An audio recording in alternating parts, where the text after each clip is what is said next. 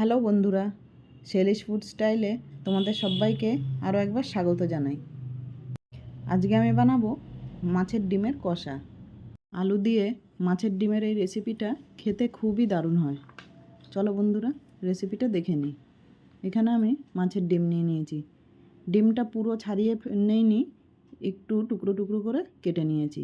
দিয়ে দিচ্ছি নুন, আর দিয়ে দেব হলুদ।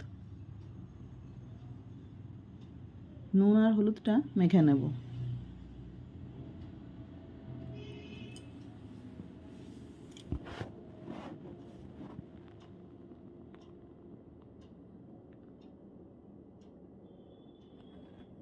মাছের ডিমটা নুন হলুদ মাখানো হয়ে গেছে। এবার একটা কড়াতে তেল দিয়ে দিচ্ছি। তেলটা গরম হয়ে গেলে নুন হলুদ মাখানো মাছের ডিমটা দিয়ে দেব।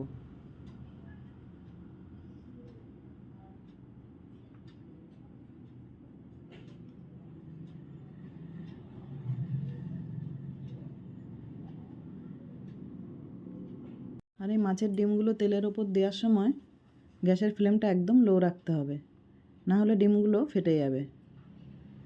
এক সাইডটা ভাজা হয়ে গেছে, ডিমগুলো উল্টে দিচ্ছি।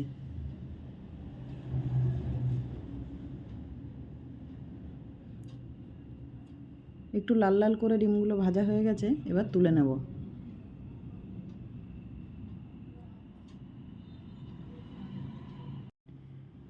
ওই তেলের মধ্যেই দিয়ে দেব টুকরো করে কেটে রাখা আলু।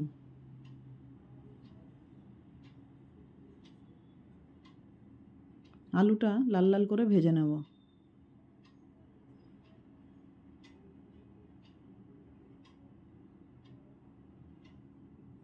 আলুটা ভাজা হয়ে গেছে, এবার তুলে নিচ্ছি।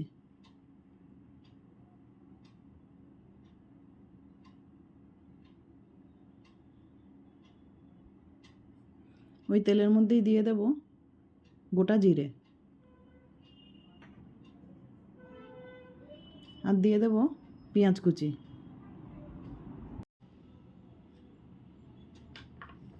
পেঁয়াজটাও ভেজে নেব।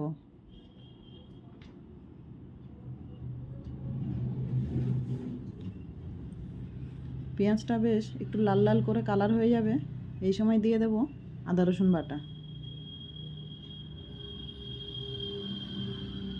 1 চামচ আদা রসুন বাটা দিয়ে দিচ্ছি।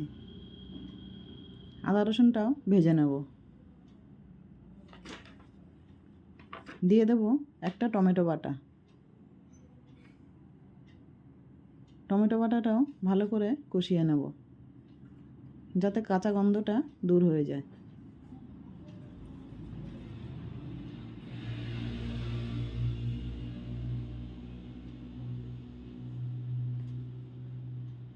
খুব ভালো করে আদা রসুন টমেটো কষানো হয়ে গেছে, এবার দিয়ে দেব 1 চামচ লঙ্কা গুঁড়ো, দিয়ে দিচ্ছি হলুদ, আর দিয়ে দেব জিরে গুঁড়ো। সব মশলাগুলো একসাথে কষিয়ে নিচ্ছি। মশলাটা খুব ভালো করে কষানো হয়ে গেছে, মশলা থেকে তেল ছেড়ে দিয়েছে। এই সময় দিয়ে দেব ভেজে রাখা আলুটা, আর দিয়ে দেব স্বাদ মতো নুন।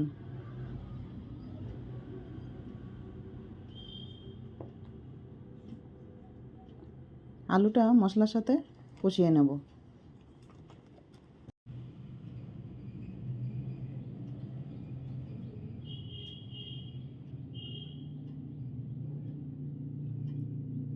খুব ভালো করে কষানো হয়ে গেছে, এই সময় দিয়ে দেব পরিমাণ মতো জল।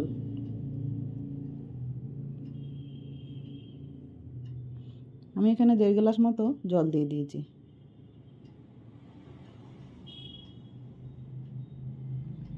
ঝোলটা একটু ফুটে উঠলে দিয়ে দেব মাছের ডিমগুলো।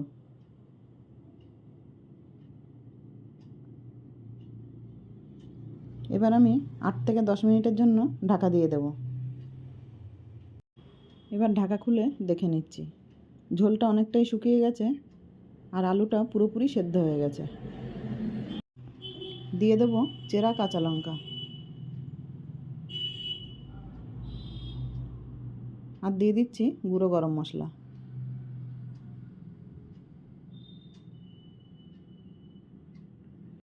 মাছের ডিমের কষাটা পুরোপুরি রেডি হয়ে গেছে। দেখো বন্ধুরা, দেখতে কত লোভনীয় হয়েছে আর খেতেও খুবই টেস্টি। বন্ধুরা, কমেন্ট করে জানাবে রেসিপিটা কেমন হয়েছে। ভিডিওটা ভালো লাগলে একটা লাইক দিয়ে দেবে। দেখা হবে পরের ভিডিওতে। নমস্কার বন্ধুরা।